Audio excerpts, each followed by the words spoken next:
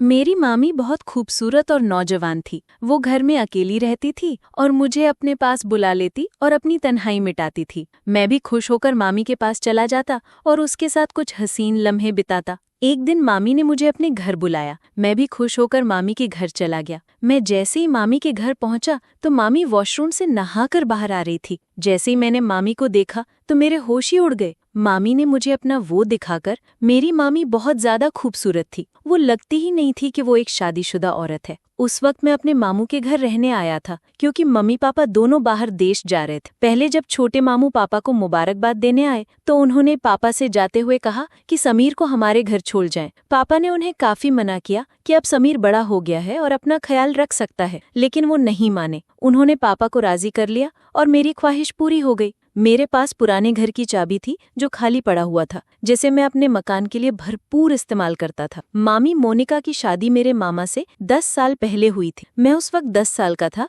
मगर उस वक्त मामी को देखकर मुझे बहुत अच्छा लगता था क्योंकि वो ना सिर्फ खूबसूरत थी बल्कि धीमे लहजे वाली और भरपूर जिस्म की मालिक। मामा और मामी की जोड़ी मिसाल समझी जाती थी, पर अभी तक वो दोनों औलाद से दूर थे। वो दोनों अपनी किस्मत समझकर सब्र कर रहे थे। मामी और मामू में बहुत ज्यादा प्यार था और मेरा अंदाजा था कि मामा ने उनके साथ कई रातें गुजारी होगी। शादी के बाद मामी का बदन बहुत दिलकश हो गया था। खूबसूरत तो वो पहले ही थी, मगर अब जिस्म का हर हिस्सा अपनी तरफ झुकता हुआ महसूस होता था। उस वक्त जब मामी घर की सफाई कर रही थी और मैं टीवी देख रहा था तो मामी ने मुझसे पूछा, समीर बेटा, आज कॉलेज नहीं जाना क्या? तो मैंने दिल दिल में मामी को बेटा बुलाने पर बुरा मानते हुए कहा, नहीं मामी, सेमेस्टर खत्म हो गया है ना, इसलिए 1.5 महीने की छुट्टियां हैं। मामी ने सर हिलाया और झुककर मेज पर कपड़ा मारने लगी, पर मामी का वो सब देखकर समझा नहीं आ रहा था कि क्या करूं और क्या ना करूं। मुझे मामी के घर आए हुए 2 दिन गुजर चुके थे। रात को खाने की मेज पर मामू ने मामी से कहा कि इन्हें 20 दिन के लिए लाहौर जाना है। अगर इन्हें ज्यादा दिनों के लिए बाहर जाना होता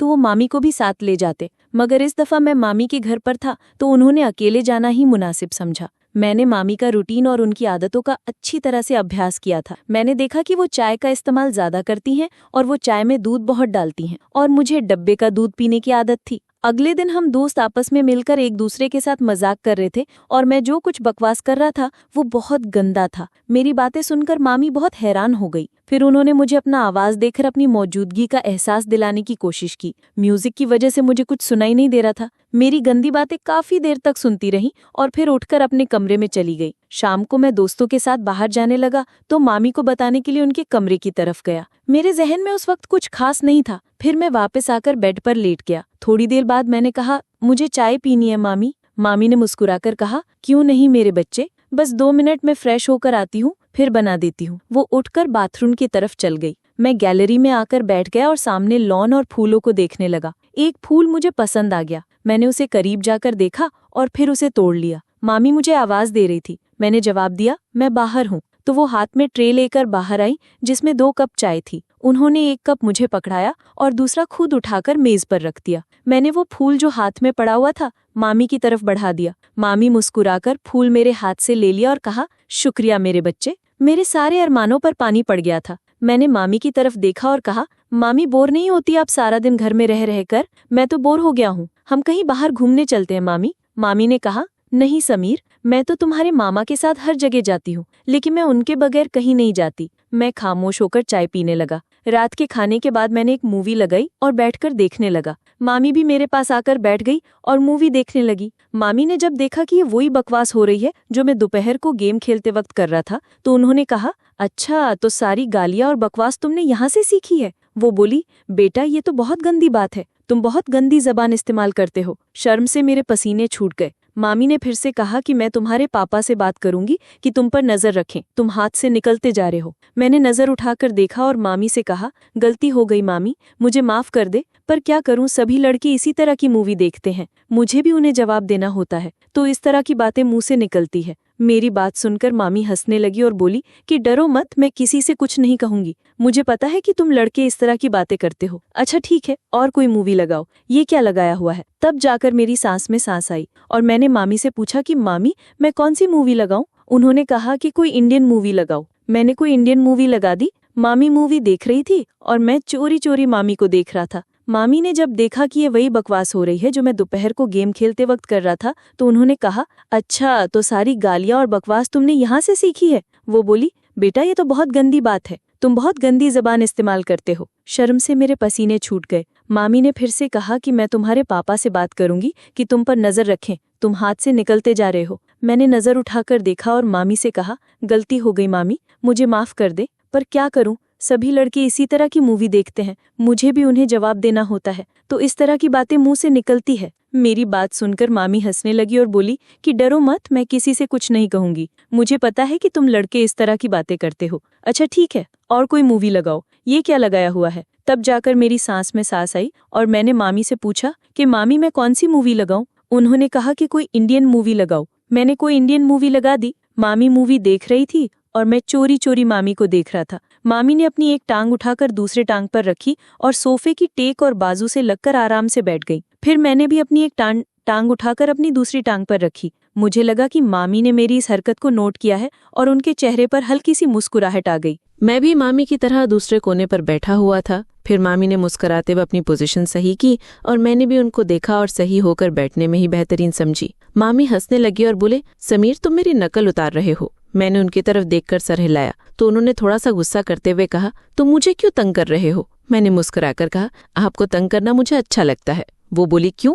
मैंने फौरन कहा, कितने दिन हो गए हैं ना किसी की डांट खाई है ना किसी से जूते, ऊपर से आप बहुत ही बोर हैं। मेरी बात सुनकर उनके माथे पर बल पड़ गए। उन्होंने कहा, समीर क्या मैं वाकई बोर हूँ। तो मैंने कहा, पता नहीं अकेला रहकर मेरा क्या होगा। मामी ने मुस्कुराते हुए कहा, तुम्हें मार खानी है तो मैं देती हूँ। वो मुझे कोई मासूम सा शरारती बच्चा समझ रही थी और ये बात मेरे फायदे की थी। शायद इसी तरह की फिजूल बातें करते करते मामी मुझसे काफी नजदीक हो गईं। जब रात के 11 बजे उनके मोबाइल पर मामू का फोन आया, वो उठकर अपने कमरे में चली गईं। मैंने भी थोड़ी देर मूवी देखी और टीवी बंद किया और अपने कमरे की तरफ जाने लगा। तभी मुझे मामी के कमरे से मामी की आवाज आई, यार बहुत मिस कर रही हूँ आपको, पता नहीं कैसे गुजरेंगे ये दिन। पता नहीं दूसरी तरफ से क्या कहा गया, मगर जो बात मामी ने कही थी वो मेरे लिए किसी सरप्राइज से कम नहीं थी। सुबह मैं जल्दी उठा और फ्रेश होकर किचन की तरफ गया। किचन में कोई नहीं था। मैंने मामी के कमरे की तरफ जाकर देखा तो दरवाजा बंद था, यानी मामी सो रही थी। मैंने किचन में जाकर अपने लिए चाय बनाई और फिर कुछ स्लाइस ब्रेड गरम करके मेज पर बैठकर नाश्ता करने लगा। मैं नाश्ता कर रहा था तभी मामी के कमरे का दरवाजा खुला। वो बाहर निकली। मुझे देखकर थोड़ा सा शर्मिंदा होते हुए कहा, रात को नींद नहीं आई, बहुत देर से सोई थी इसलिए सुबह जल्दी नहीं उठ सकी। मैंने मुस्कुराकर कहा, कोई बात नहीं, आपको नाश्ता करना है, चलो आज आपका नाश्ता मैं बना देता हूँ। वो बोली, तुम और नाश्ता, वहाँ क्या बात है। मैंने कहा, फ्रेश होकर आए, मैं नाश्ता बना देता हूँ फिर बात करेंगे। मामी ने सर हिलाया और मुस्कुराते हुए दोबारा अपने कमरे में चली गई। तो मैंने कहा, मामी आपको नाश्ते में क्या पसंद है। मामी ने कहा, तुम जो भी बनाओगी मैं खुशी से खाऊंगी। मैंने दोबारा सर झुकाया और कहा, जैसे आपकी मर्जी, और मुड़कर किचन की तरफ गया। नाश्ता बनाकर किचन में आया और मामी को आवाज लगाई। मामी हॉल में आई और कुर्सी पर बैठ गई। मैंने कहा, मामी आपका नाश्ता तैयार है, और ट्रे उनके सामने रख दी। मामी मेरी तरफ देखकर मुस्कुरा रही थी। मामी ने मेरे सर पर हाथ फेरा और मेरे बालों को खराब कर दिया। मैंने मामी का हाथ पकड़ लिया जो मेरे सर पर था और कहा, मामी आपने मेरे बालों का स्टाइल खराब कर दिया। मामी ने प्यार से मेरे गाल पर एक हल्का सा थप्पड़ लगाया और कहा, कुछ खराब नहीं हुआ, आराम से बैठो और नाश्ता करो। मामी ने नाश्ता किया और कहा कि समीर तुम्हारा बहुत शुक्रिया, चलो हम दोनों पक्की दोस्ती करते हैं। आज बहुत दिनों के बाद मैं इस तरह हंसी हूँ और इतना अच्छा नाश्ता किया है। मैंने मुंह बनाकर कहा, तो क्या हुआ मामी, क्या मैं आपका दोस्त नहीं हूँ। मामी ने मेरे गाल पर चुटकी काटी और कहा, दोस्त तो हो पर कच्चे वाले, आज पक्की वाली दोस्ती करते हैं। मैंने अपने गाल मलते हुए कहा, यार आप आंटियों की तो ये बहुत गंदी आदत होती है, गाल ही लाल कर देती हैं।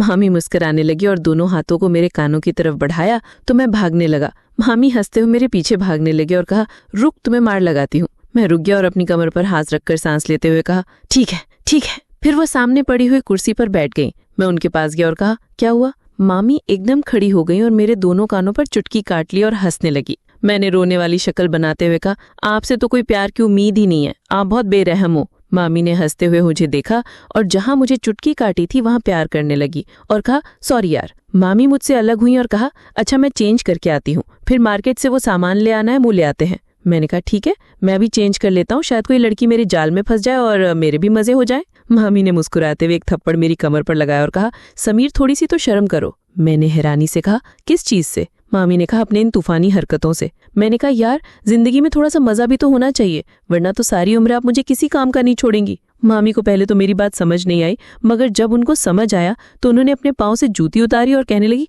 थोड़ी सी तो शर्म करो समीर। मैं हंसकर अपने कमरे में चला गया। थोड़ी देर बाद मैं कैमरे से बाहर आया और सोफे पर बैठकर टीवी देखने लगा। थोड़ी देर में मामी भी बाहर आ गई। जब वो बाहर निकली तो मेरी सांस ऊपर की ऊपर और नीचे की नीचे रह गई। सफेद कलर की कमीज और नीचे जीन्स में मामी को देखते हुए कहा, मैडम जी का क्या इरादा है? मामी ने पहले अपने आप को देखा, फिर मुझे देखते हुए हैरानी से कहा, क्यों, क्या हुआ? मैंने दिल पर हाथ रखते हुए कहा, मैडम आपके दीवाने शहर में 1000 होंगे, मगर इतनी सुबह दुकान कौन खोलेगा? मामी को अपनी गलती का एहसास हो गया और बोली, ठीक कह रहे हो। मैंने कहा, मैडम जब आप बाहर निकलते होंगे तो लोग आपको ही देखते होंगे। मामी ने मुस्कुराते हुए कहा, समीर थोड़ी सी शर्म कर, मैं तेरी मामी को। मैंने भी सर झुकाकर कहा, ठीक है मामी। तो वो हंसने लगी और मेरे पास बैठते हुए कहा, बाज नहीं आओगे फ्लर्ट करने से? मैंने उनकी तरफ देखते हुए कहा, कौन बदकिस्मत आपसे फ्लर्ट करना चाहता है? मामी ने मुस्कुराते हुए कहा, माफ कर यार। थोड़ी देर की खामोशी के बाद मामी मेरे करीब आई और बोली, सच में तेरी कोई गर्लफ्रेंड नहीं है? मैंने उनकी तरफ देखा और कहा, कोई आप जैसी मिली नहीं, वरना उसे गर्लफ्रेंड क्या अपनी लाइफ पार्टनर बना लेता, चाहे पापा को समझाना पड़ता। मामी ने मुस्कुराते हुए कहा, मैं अच्छी लगती हूँ आपको तो? मैंने भी फिर किसी आशिक की तरह सर झुकाकर हल्का सा कहा, बहुत ज्यादा मामी। मामी ने कहा, तू बाज नहीं आएगा। मामी ने कहा, समीर दूध ले आओ, खत्म हो गया है। मैंने सर हिलाया और मार्केट की तरफ चला गया। वापस आकर दूध के बर्तन को फ्रीज में रखा और मामी को बताने उनके कमरे में गया, पर सामने जो मंजर था वो पागल कर देने के लिए काफी था। मामी शायद नहाकर निकली थी और ये वक्त मुझ पर कहर बरसा रहा था और मेरी हालत ऐसी हो गई थी कि टांगों में जान ही ना रही। मैं पलटने वाला था कि मामी ने आवाज देकर पूछा, ले आए हो दूध? मेरे हलक से तो जैसे आवाज ही नहीं निकल रही थी। मैंने सर हिलाया तो मामी आहिस्ता आहिस्ता कदमों से चलती हुई मेरी तरफ आई और मेरे चेहरे के नीचे हाथ रखकर कहा, क्या हुआ समीर? मैंने चेहरा ऊपर उठाया और उनकी आंखों में देखते हुए कहा, कुछ नहीं मामी। मामी ने मेरी आंखों में देखा और कहा, समीर सच सच बताओ, मेरा इस तरह तुम्हारे सामने आना अच्छा है क्या? मैंने सर हिलाया और दोबारा सर झुकाकर कहा, अगर आपको लग रहा है कि मैं आपकी तरफ अट्रैक्ट हो रहा हूं तो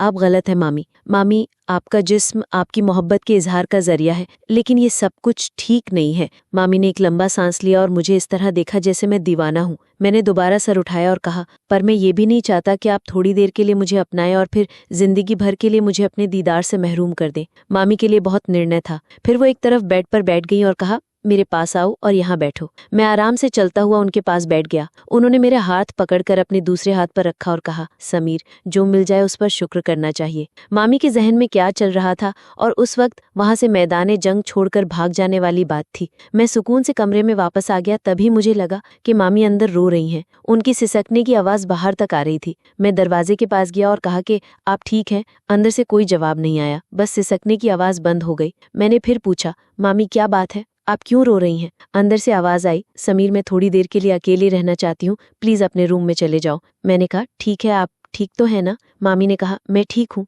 मुझे कुछ समझ नहीं आ रहा था कि आगे क्या करना है। मैं जल्दी से वापस आ गया। फिर कुछ देर बाद मामी भी फ्रेश होकर बाहर आई और मुझसे माफी मांगने लगी। उस दिन के बाद से मैंने मामी का बहुत ज्यादा ख्याल रखना शुरू कर दिया, क्योंकि वो बहुत ज्यादा तन्हाई का शिकार हो गई थी और मुझसे प्यार करने लगी थी। मैंने फोन करके मामू को वापस बुला लिया। मामी जवान और खूबसूरत औरत थी, इसलिए वो अपनी तन्हाई को मिटाने के लिए बहुत ज्यादा तरस गई थी। लेकिन ये शुक्र है कि हम दोनों में इस तरह का कोई भी ताल्लुक कायम नहीं हुआ। कुछ दिन मैंने मजीद मामी के घर गुजार दिए और फिर मेरी मम्मी पापा घर वापस आ गए और मैं अपने घर वापस चला गया। मेरा सभी लोगों का यही कहना है कि हमेशा घर में किसी के सहारे अपनी बहन या बीवी को अकेले छोड़कर ना जाए, क्योंकि शैतान कभी भी इंसान को बहका सकता है और शैतान के बहकावे में आकर ये गलती इंसान कर बैठता है। लिहाजा ये काम करने से पहले 1000 बार सोचे, क्योंकि आप लोगों के घर टूट सकते हैं। मर्दों को गुजारिश है कि वो अपनी बहन या बीवी को किसी के भरोसे छोड़कर ना जाए। तो दोस्तों, अगर आपको ये कहानी पसंद आती है तो वीडियो को लाइक करें और स्टोरी कॉर्नर चैनल को सब्सक्राइब करें और बेल आइकन पर क्लिक करके इसे ऑल पर सेट करें, ताकि आपको नए वीडियो की सूचना तुरंत मिल जाएगी। धन्यवाद।